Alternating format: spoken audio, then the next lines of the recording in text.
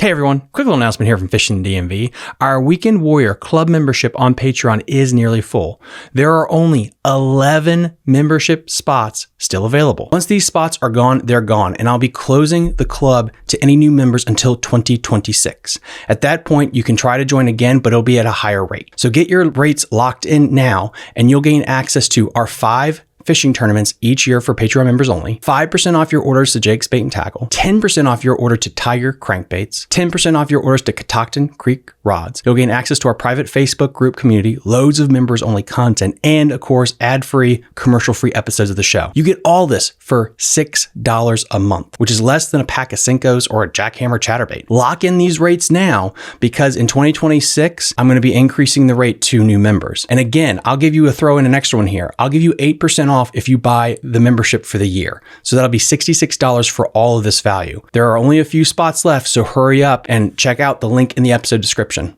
You're listening to Fishing the DMV with your host, Thomas Ahrens. Fishing the DMV is brought to you by Jake's Bait and Tackle, located in Winchester, Virginia. If that doesn't get you jacked up, I don't know what will. Good morning, everybody. Welcome back to Fishing the DMV. I'm your host, Thomas Ahrens, and this is the first time this year we're going down to Bugs Islands, aka Kerr. This man right here, Hunter Tibbetts, he came in second place with over 19 pounds, so close to beating the legendary Tyler Trent on his home lake. Hunter, thank you so much for joining me today. I really appreciate it. Of course, thank you for having me. So, yeah, what's your story, man? What got you into fishing?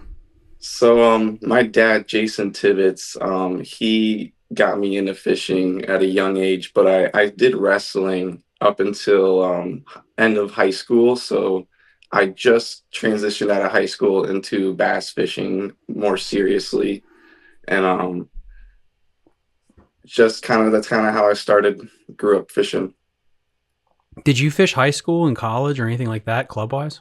I did maybe some fun fishing, some pond, and like bait in the bank. Maybe went out a couple times with my dad, but I definitely was not tournament grade fisherman by any means or anything like that. So I wouldn't consider it, but I started taking it real serious 2 years ago. How much did you fish with your dad? Did you guys fish club derbies together or just for fun or what? I fished we did a Potomac teams series, and I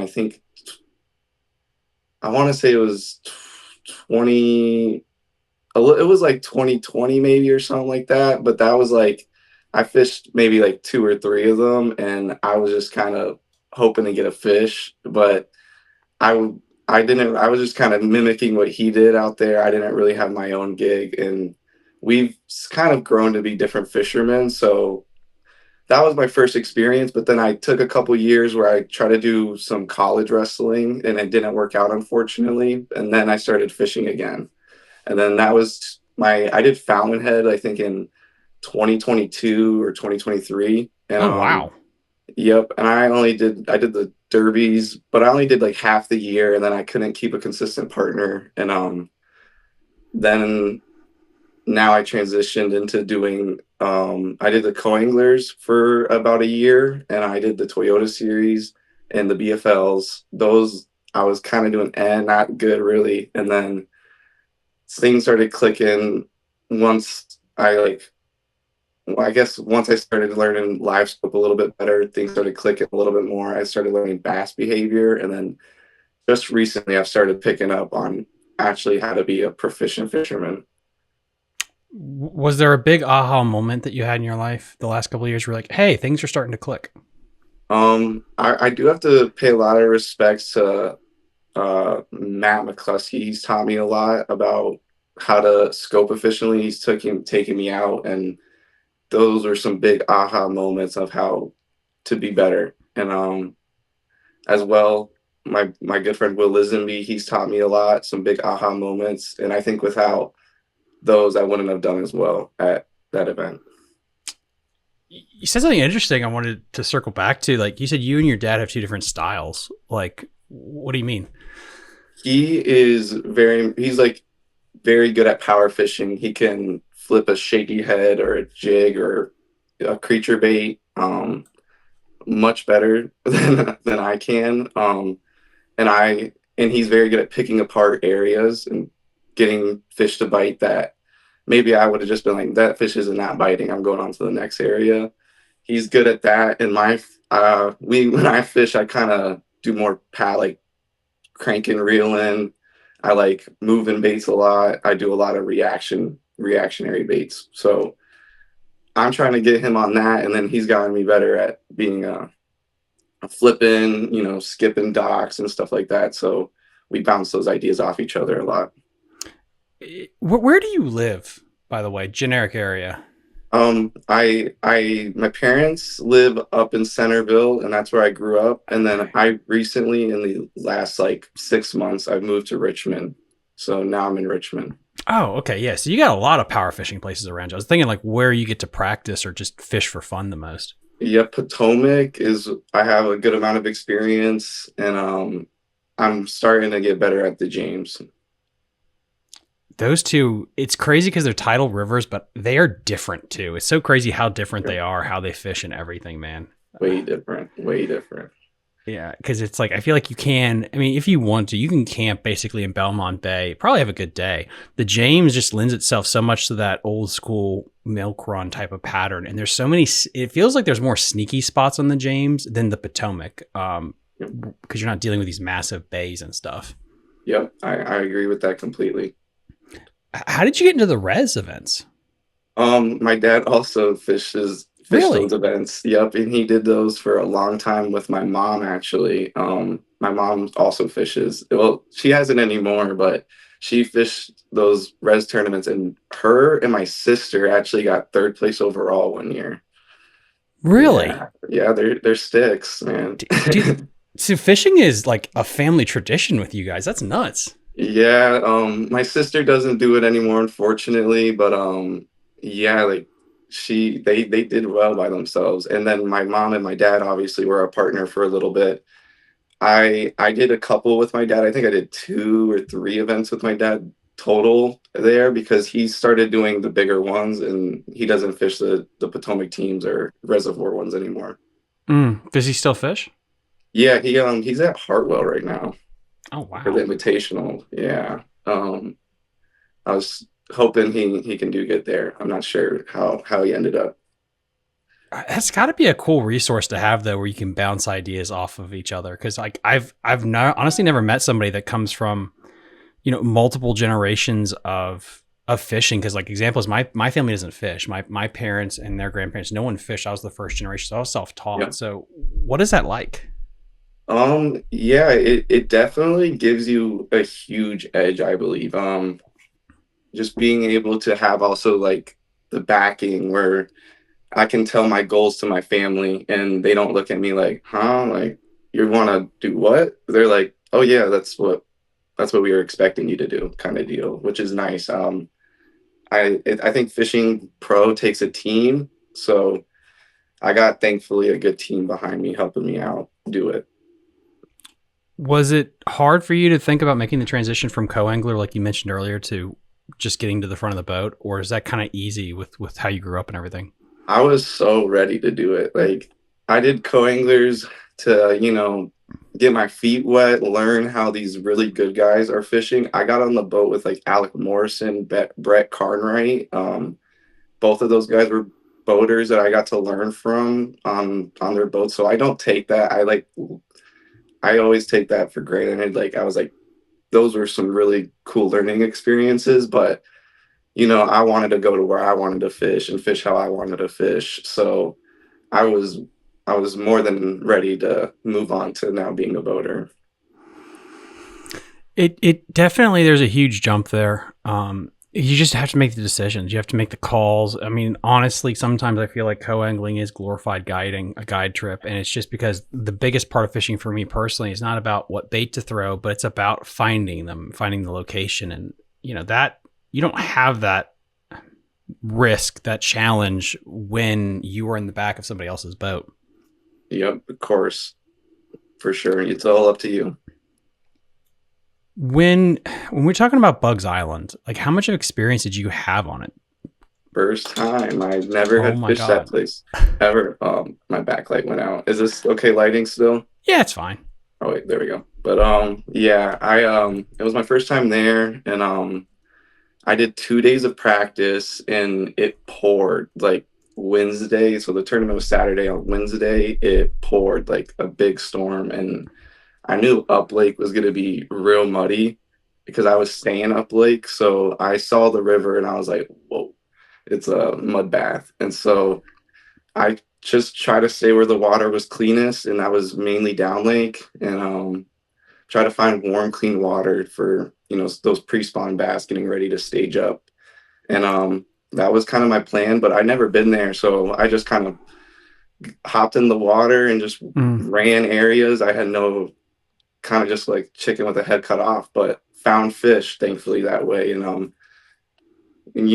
found maybe fish that other people didn't overlook. Like all my spots I fished, I didn't have many other anglers on me or fishing around me, which was nice. How is it you come from a fishing family and you've never been on bugs before? That's almost sacrilegious. That's crazy, dude. I don't know. My dad also did good there too when he fished a tournament there, one of his BFLs. So we kind of both have done good there, but I've never been there with him, and yeah, it just kind of fishes kind of similar to Fountainhead in my opinion. Kind of the same deal. Have you fished Gaston or any of those lakes down in that I area? have not fished Wow. those, unfortunately. I think Gaston would be a really fun one though.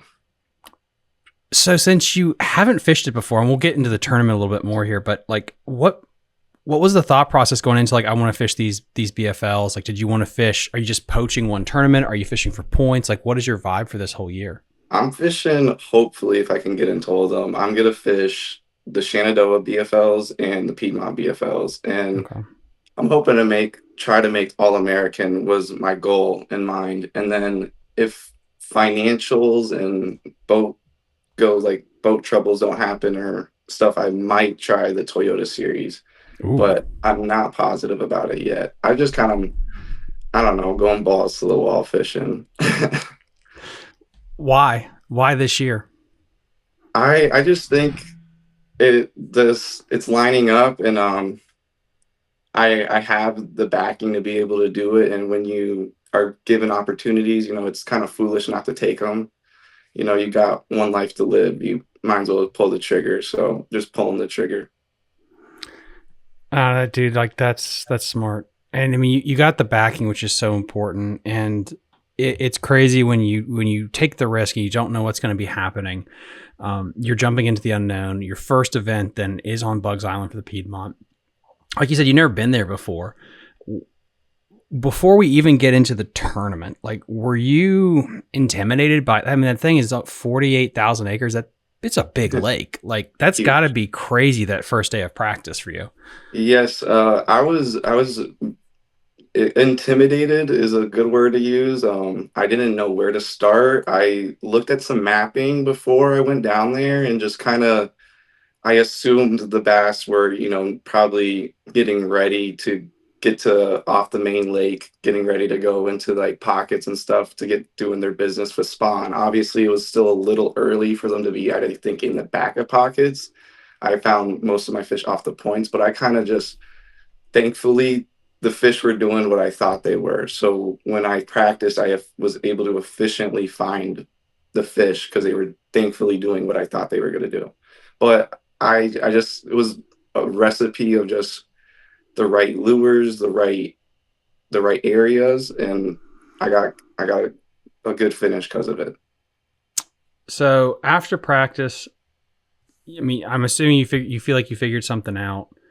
Were you, and this just to reiterate it from what you said earlier, were you going to limit yourself on like how much of the lake you wanted to see just to save time? Any muddy water, I said I'm not fishing it, and most of the lake was muddy. So I would say Mm. half the lake got eliminated off for me right off like right off bat. I was like not fishing there up, and a little bit of down lake, like certain coves down lake were mudded when the tournament came around, and I knew that was going to happen, even though during practice it wasn't that way. So I try to stay relatively in a safe area where I knew the mud wasn't going to be able to travel and wipe it out. And the water tended to be warmer in the clear water Hmm. areas. I had 47, 45 degrees marked, and then in the mud it was sometimes lower to 43 degrees. I don't know, I'm not sure. Interesting. 47 degrees in the clear water and 42 to 43 in the dirty. Because a lot of time, interesting. Huh. Is that why you didn't want to fish the mud? Because a lot of times people that probably are new to fishing would think, well, the muddy water, they would be a little bit more comfortable. You could throw more moving baits, things like that. Yeah, I think as well. I was using the LiveScope to fish for a good bit, and I know sometimes the muddy water can make it more difficult to target those fish. And with my type of strengths, how I like to fish, I do a little bit better on clear water. Um, Mm. I like very natural presentation. Um, Not that I can't fish dirty water, but it's one of my strengths. If that's the case, back to your history, what lake replicates this that you practice on? Is it the Res? Because the Potomac, that's not usually what you do there. No, I would say the res, but I've done a good amount of practice at like St. Lawrence, Champlain. Oh shit! Wow. I've went up there for MLF events. So I've done weeks there too, so where I'll get like um I did 2 weeks at St. Lawrence the last 2 years when I went to those MLF events. I did Champlain last year for a week. Those were good practice. I did the Smith Mountain Lake last year with my dad on BFL. So those are all clear water lakes. I got a lot of good practice in, and I I just found my fishing style works. I do a little bit better at those lakes Dude, on that's cool. average. You've been so many free. What was the coolest place you've been? Okeechobee was actually a really cool experience. I got a check there as a co-angler, and I caught like a 6'6" big bass. Like, I didn't get big bass, but it was a big bass for me there, and that was a really cool experience. Another one that I would say is underrated is, honestly, I think Smith Mountain is a really cool place. I haven't Yeah, done really well there, but it's just a cool experience. It's a pretty lake. it is pretty. St. Lawrence, you can't beat. I mean, the Mm-mm. smallmouth fishing there is unmatched.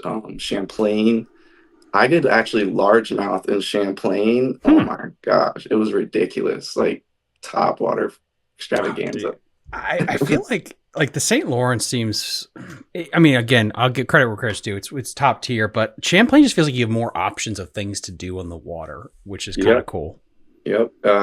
One of my boaters one day did like a mixed bag. So he did, largemouths in the morning, went out when it got a little sunnier out to do smallmouths. And it's one of the few fisheries that like you can actually do that and catch huge largemouth and huge smallmouth in a day and have a great day. So with this background, which is crazy, dude. So you're used to fishing deep. You have that pedigree to be able to do all this stuff.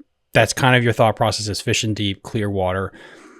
Did you feel like in practice, did you find something where it's like, I have a chance to win? Or was it just like, I think I have something, but you didn't know what you had in practice? Yeah, I was very unsure. I did catch two 4 pounders in Oh, practice, those are and unicorns. yeah, so I kind of was like, okay, I know I'm on some bigger bass. I didn't know I caught two 5.5 pounders though in the tournament. So I didn't know I was on that. I thought maybe I was on like 17, and then thankfully two fives, eight in the tournament instead of being maybe those fours. So it definitely upped the bag a good little bit having those bigger fishy. And generally, for people that don't know, with Bugs Island, the weights usually drop off where 10 pounds, 11 pounds could possibly get you a check in years past. This year was insane, which we'll get into it because it was top 10. You really had to have a good freaking bag for Bugs Island. So the tournament gets underway. You get to your first spot. When do you catch your first fish time wise? I caught my first fish probably 8 o'clock takeoff, or maybe 8:30. It was like an hour after I got to my first spot. I had a late boat number, so takeoff was 7. I probably launched at like 7:30 and got to my first spot. My co-angler caught the first fish of the day, but it unfortunately was a short. And then I was fishing mainly main lake points, and so I get to the main lake point and I catch my first keeper was a 1 pound, 10 ounce fish. And so I ended up calling that out way later in the day. But I caught two right off my first point in the morning, which definitely calmed me down a little bit that I was, around some fish. But the point I was fishing was kind of a reload point. So like I would fish the catch one, not see anything, leave for an hour, go fish another spot. And I had a couple other areas where I would go to and catch one fish. I knew I couldn't get a lot of fish, but I knew I could get one bite. And I had three spots that I got the one bite, and then I would just go back to that point, and there was like schools of largemouth going through it. You could catch one out the school, they would disperse, have to wait another hour or two, come back, and they would be grouped back up on it. How did you figure that out? In the tournament that they would regroup, or were you just hoping that they would regroup? I just found that I just kind of hoped that that would be the case, and I found that after the first time circling back, that's when I realized, like, oh, okay, this is what's happening. They're schooling up. You can catch one, disperse, came back, and the school was right in the same exact spot as where I caught the one fish out of. And thankfully, I got one of the big ones out the school. I got a 5 pounder out the school when I came back at like 1 o'clock. So that was like, This is 5 pounder number one. Second one. My first one was in the morning at like maybe 10 a.m. off a tree, like maybe 10 feet off the bank, and like one little stick, and there was two giants. And I threw my jerk bait. He came up, but my jerk bait got snagged on the log, and he was coming up. I just ripped the jerk bait out the tree and threw in my Demiki, and I was throwing one of these 6 cents flush minnows, and I just jiggled that right past the tree, and he just came up still and crushed it. But yeah, I think if I had seen my jerkbait, he would not have ate, or she, I should say. When you had that first 5 pounder in the boat, it's 10:30ish. Again, for Bugs Island, that's a unicorn. That's a big deal for separation. Did that calm you down? Did you try to change your game plan? Like, what was going through your head at that point?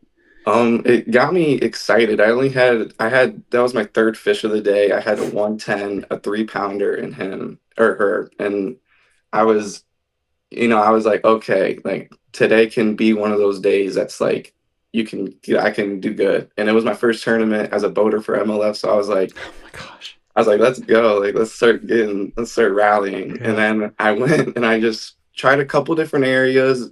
My fish moved out a couple areas. So I just quickly got out of those areas and went back to that point. And that point, there was the school came back through, caught one off the school, left, caught another one that was in this cove that was like maybe 10-minute drive from that point. And I caught one on the jerk bait and then went back to the point, and then the school was gone, but the 5 pounder was like chilling. So I'm assuming that 5 pounder came in with the school and just decided to sit there as the school left. And then I caught that one, and that was my, I think, 6th fish of the day. I culled out that 110 with him, and then right in the last 10 minutes of the day, I culled out a 2 pounder for a 211 with a jerkbait. Dude, I mean, when it's your time, it's your time. When you caught that second 5 pounder, like, what was going? Like, did you know? Like, I mean, that's a top 10 right there. Like, as soon as you catch it, you had to have known you were going to finish in the top tier. Yep, I once that got in the boat, I gave my co-angler a big old pat on the back, like, thank you for netting this one. And I was just like, this has been an amazing day. Regardless, I didn't even need that last fish. I was proud of myself already at that point. And even though I did want the win and I was still trying to get the win, I was satisfied for sure by my performance and how I did. So you get in there, you weigh your fish. Did you think like you had a shot? Like, I mean, who weighed in first? You or Tyler? I was like last guy to weigh in. Like maybe one other guy weighed in after me. I was like the last boat number. So they all weighed in, and I seen when I was walking up 21, and I was like, I don't think I had that. But Milton, actually, funny thing, Milton, who got third, I was his co-angler last year on the James. And so it was when I seen him up there, I was like, oh, that's going to be a tough bag to beat. But he ended up having big fish too and beat me out by 2 ounces on big fish. So it was good for him. And I think he's going to be tough competition this year for the rest of the season, as well with Tyler if he fishes all of them. Did you keep your area? Did you feel like you had to do any kind of defensive work for your area? Nope. I think a lot of guys overlooked my area and maybe just thought it was not good or something. I don't know, but I didn't have one boat on any of my areas. Only the area that had a boat was the areas that I did not have fish on. Dude, that could be a good thing or a bad thing when you show up and there's no one around. That can be nerve-wracking. Yep, but you know, when you got LiveScope and you're confident with it, you know if the fish are in the area or not. And when I got there, I didn't need another boat there to know that I was on something. You know, I knew the fish were there. How long? You know, I've had SB and McCluskey on once or twice, and I've always been curious about this. How long do you give an area when you have scope before you just leave? Is it literally if you don't see anything, you're gone? I would give it maybe 10, 15 minutes. If I don't see anything, I am out. And as well, like there is subtleties. Like if I'm in an area and there's a ton of bait, like maybe I'll give it a little bit longer to find the fish. Like maybe if I'm not seeing them immediately, but there's a lot of bait around, okay, maybe the fish are around here. I'm just not there. So I'll give it some more time. But if I'm seeing dead zone, nothing, I'm not staying there very long. I'm getting out of there. I think that's the thing that really newbies with LiveScope struggle with is the fact that you have to trust that if you pan around, time of year and all that other stuff is concerned, and you don't see anything, don't just cast and spend 15 to 20 minutes. It literally is showing you that there is no fish in the area. Get out. Yeah. As well too, if an area does not have fish at a certain time of year, don't count it out. You know, fish move and they sometimes go to areas for certain reasons. And so some guys will be like, oh, I fished there last year, there's no fish there. Well, this year's a new year. There could be. You should do a quick little search, but you know, don't waste a lot of time. 5 minutes, 10 minutes. Oh, nothing there. Go to the next one.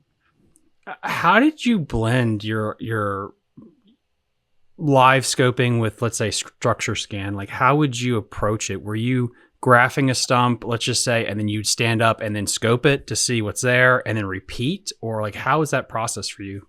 A lot of the times when I was practicing, how I would find the structure and stuff is I found the fish would be on structure that wasn't easily visible, like structure that was underwater enough where they can't see that the log's there or that the tree's falling down under the water.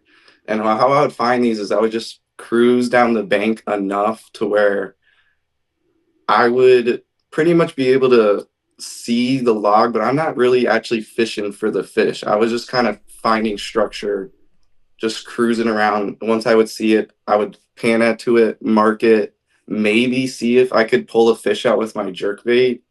And that's how I found a couple of those big fish areas. Is I would just find those little hidden little bushes and stuff.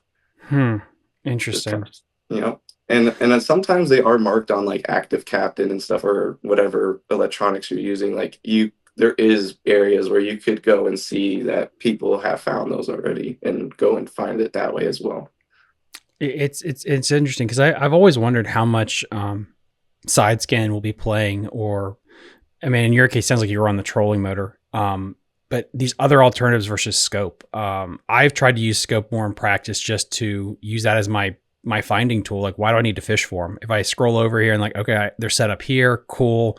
Go to the next one, they're set up here, cool. If I already know they're good caliber fish, I don't know. It's interesting to see like where scope will play into people's practices going forward. I guess it does come down to the rules and stuff, because I think MLF has the rules for how many black boxes. Yep, you're allowed 2 for the BFLs. Okay. Yeah. And a 360 counts as a transducer as well. Oh, that's stupid. Okay. Yep, I got a 360 and then the LiveScope. So that's what I run. I haven't really been using the 360. I didn't use the 360 at all at the Kerr event, but I'm sure it'll play a part maybe in some spawn tournament. I don't think I actually have too many spawn tournaments this year. A lot of them, they kind of skip it with the Piedmont and Shenandoah. Let's take a look. See. Well, I know you got a double trouble in about 3 weeks on Yeah. Smith, right? Yep. It's March 29th and 30th, I believe. Yeah, it's the Saturday, Sunday. Yep, 29th and 30th. So that'll. How are you going to approach that? Because this will be like redemption for you going into that one, right? Yep. How I'm gonna approach that one is I've had a couple tournaments there where my boaters and I did not catch fish, so I might maybe try to stay away from those areas, and I'm just gonna kind of do the same thing I did for Kerr. Is I think the water temp's gonna be around the same, and I think they're gonna be biting very similar presentations. So, gonna kind of run main lake points, not going super far back into these coves. Although Smith Mountain, like the coves can be 40 feet deep and then drop like in the very back, like super shallow. So it's a little different there. Like they could actually be further back in the coves there, but just gonna kind of run the same kind of pattern. I might do maybe more offshore. I wouldn't consider I didn't really fish offshore like at Kerr. A lot of the stuff was right off main points and stuff. I might do a little bit more offshore though. Smith Mountain. I know you can catch some good schooling fish pretty quickly there. Would you rather find them offshore if, let's say, potentially a spawning thing might occur? It depends. If it's really windy, I would not want offshore. If it's like a slick calm out there, I think an offshore bite would be a lot of fun. It'd be quick to load the boat. But I do think you need some big largemouth, and a lot of the time those big largemouth, in my experience, are not in those big schools. They kind of will maybe be in a little pack, but they're not in those big schools, and they kind of usually, I find, they're by themselves and they chill in like a log or something. So I think it could be good to have, some 3-pounders you can get out of a school, or 4-pounders even you can get out of a school. And then you need some big ones. Like 27 pounds was Chris Brummett's bag. Like, Stupid. it's a little different. Yeah. Dude, like 30 pounds could get broken there this year in if a BFL dropped a 30, 29, let's say, I wouldn't be shocked at Smith. Like the weight is in the lake to do it. Yep. I think it just takes the guy to get on the right fish. The lake's huge, and I'm a firm believer that even though Chris had that 27 bag, there was probably a group of fish that were not fished for at that tournament that might have even been bigger because of just how big that lake is and how many hiding holes is for those fish. There's big bags that can get caught out of there. When you have a second place finish like this to start your year off, and now the 2 divisions you really want to fish have back-to-back events, is that daunting to be like, I could either be absolutely in clover in a week, or it could just completely like drop? Yeah. I've faced enough tough losses from wrestling and stuff in my life that I know not everything is going to go your way, even though you try your hardest and stuff. And so I've learned not to beat myself up as much. I beat myself up a lot last year for how I did as a co-angler. And as soon as I just gave myself my own mental break, like, just fish, have fun, you're doing what you love, be happy. And as soon as my mentality switched, I was able to become more proficient at fishing. I think anger on the water causes a lot of guys to mess up and not fish to their highest level. And as soon as I try to change that mentality, I got a second place at a wild card event and made the All-American for co-angling. So then I kind of was like, I think that's my gig. I need to just be calm out there and not be stressed. Took that advice into Kerr, and it pans out. I do think it's a big deal, actually, being, calm, cool, collected. I lost a 2-pounder out there, and instead of spazzing out and being all frustrated, I said, that happens. Keep fishing, and that 2-pounder wouldn't have even been weighed in my bag. So no point in freaking out about that. Is there a moment that you remember when you adopted this new personality, so to speak, this new mentality on the water? Yeah, it happened after I did just like really had a really tough BFL year where I fished all those coingling events and none of them really panned out. And I was just like feeling like, man, maybe this fishing thing is not for me. Maybe I'm not good or something. Like I started going through that rabbit hole. And I just had, a group of people around me say, like, you cannot think like that. You'll tear yourself down. You're tearing yourself apart. You have to have like, not don't be overly confident, but like have confidence that you are able to do it, and anyone can be a great fisherman. It just, you have to learn to evolve all the time. Don't be stubborn. Throw something new. I have plenty of techniques I need to work on, but I know I need to work on them. So I'm going to, progress and do that. I think a lot of fishermen get complacent with what they're doing, and there's always ways you can grow as a fisherman. That's with any athlete, honestly. You get to a point in your career where you just kind of play the greatest hits, and you're not, whether it's you don't have the hunger anymore, or, I don't know, you don't think the same, but it seems like that it's not just fishing that happens then. It happens. It happened to me in wrestling. I had a ton of confidence issues in wrestling. Thinking guys were better than me, even though maybe they weren't. And it started fading. I almost fading into fishing. Not maybe so much with that, like because it's not a one-on-one sport, but it's more like I just had confidence issues in myself. And then as soon as you can deal with those, you start becoming a better fisherman. And I think a lot of people overlook that. That's an important thing in fishing. It's mental, a lot of mental.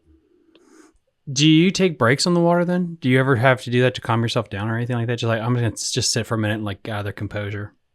Honestly, after catching some of those big ones, like you get the shakes and everything, and sometimes it is good to just take a seat. And a lot of the times I'll fish and realize I've fished 6 hours and haven't ate a bite of food.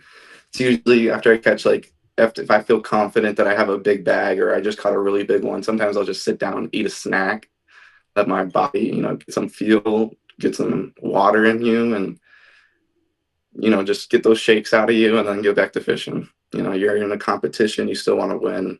Can't be wasting too much time. What are you waiting for this year? Is there any event that you're really looking forward to? Is it just Smith or is there something else in the docket? I think Smith Mountain is one I'm excited for. Just, I guess it is the next one too. So I'm like, it's what my brain's been thinking about for the last week.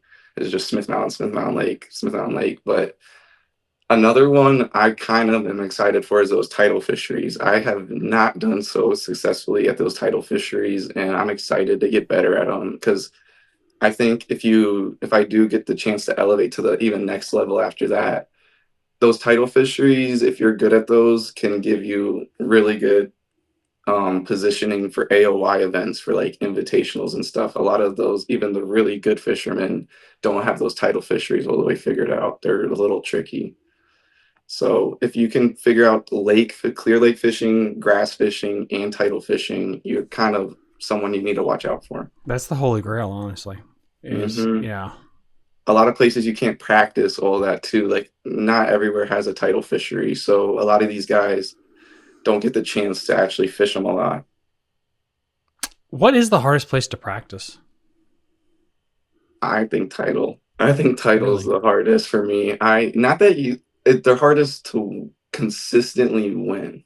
Like I find a lot of those guys, like I guess a good example is the Nutt brothers right now, Dylan Nutt and is it Carter Nutt, I believe?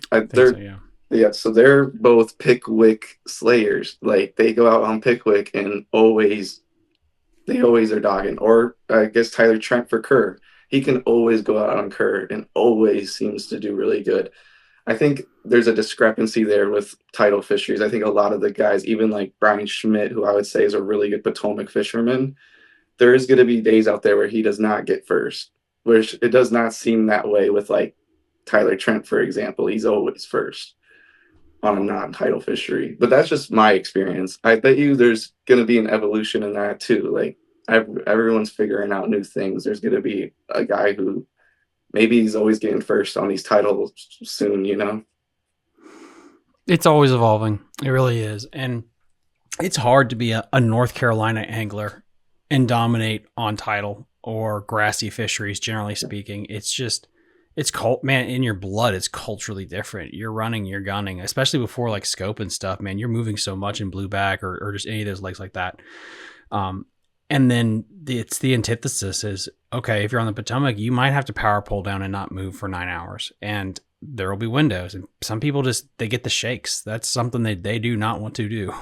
Mm-hmm. Yeah. And yeah, I'm still figuring all those out myself. I think that's like my next big deal is I need to figure out those. And I think that would up my game a lot with becoming a better fisherman. If this season goes the way you want it to go, what's next for you next year? I think I would, if I don't do the Toyota series, I would probably try to do those next year if I can get the financials and everything right, which by next year I would definitely have that in order. And then after that, I'm thinking I might want to go maybe the MLF route just because I've really enjoyed. I like how they have the Bass Pro Tour and you can do this team series if you get there, and then obviously that's the end goal. I'm doing these to become the top, not to be an average fisherman.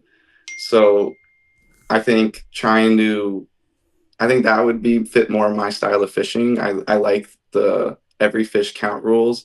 Not that I can't do a good 5-fish limit bag, but I think I excel in getting a lot of fish in the boat, maybe. And I think that format would fit my fishing better. And I think the team series is super cool. Yeah. So it's kind of what I'm more leaning towards, but things can change on a dime. If you never know what news comes out or what changes in the year. And I'm also not against having like I know MLF is kind of doing 50-50 live scope where it's a period it's allowed, other periods you're not allowed to use it. I do think fits my fishing as well too. I can do both. And I could see other guys who maybe rely on scope a little bit more want that Bassmaster Elite qualification because they're allowed, to scope as much as they want.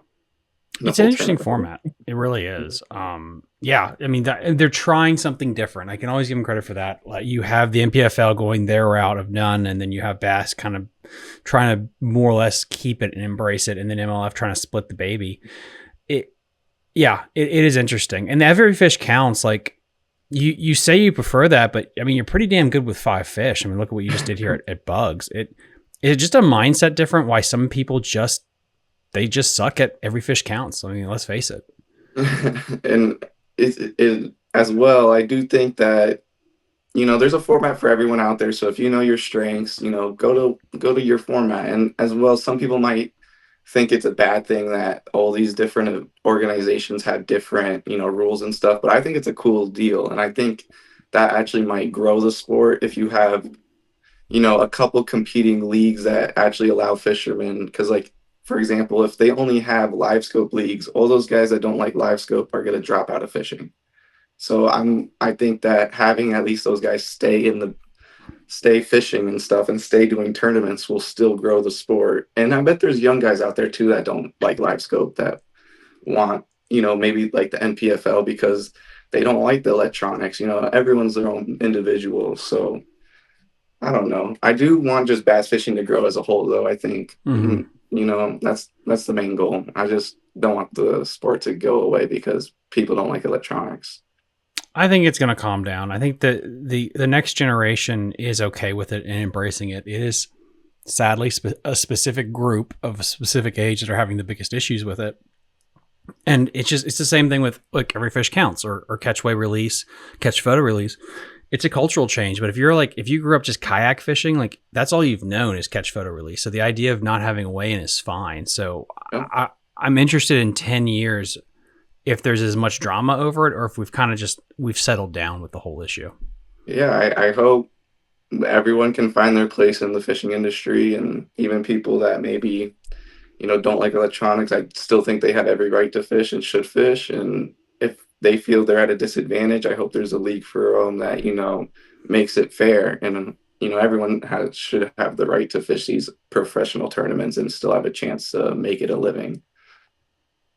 No, dude. Well freaking said, man. Well said. Hunter, I really appreciate you coming on today. Is there anyone that we can give a shout out to or sponsors we can promote? I don't have any sponsors yet, so if any sponsors want, hit me up. But just want to shout out everyone that's on my team. You guys all know who you are.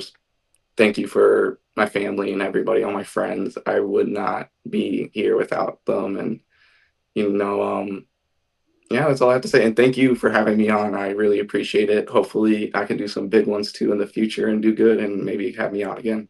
Oh, absolutely, dude. I feel like this is the start of a really good career for you. And just, it feels like you got everything. The planets are aligning. You got good energy going into this year. And so just, dude, keep up the good work, man. This is really cool. Guys, yours as well. And I might see you at Smith, actually. There's still a chance I might be going to Smith. So we'll see about that. But awesome. I'd love to see you there. I'll say what's up. Yeah, dude. Right on. Guys, as always, link in the episode description, everything we talked about. I'm going to link Hunter's socials there too. Go please give him a follow. Go check him out as this year. I feel like he's going to have a really, really good year. If not almost beating Tyler Trent is not good enough. I mean, this is going to be fun to watch your journey. Go check it out, guys. Link in the episode description, and we'll see you next time on Fishing the DMV. Bye. You're listening to Fishing the DMV with your host, Thomas Ahrens. Fishing the DMV is brought to you by Jake's Bait and Tackle, located in Winchester, Virginia. If that doesn't get you jacked up, I don't know what will.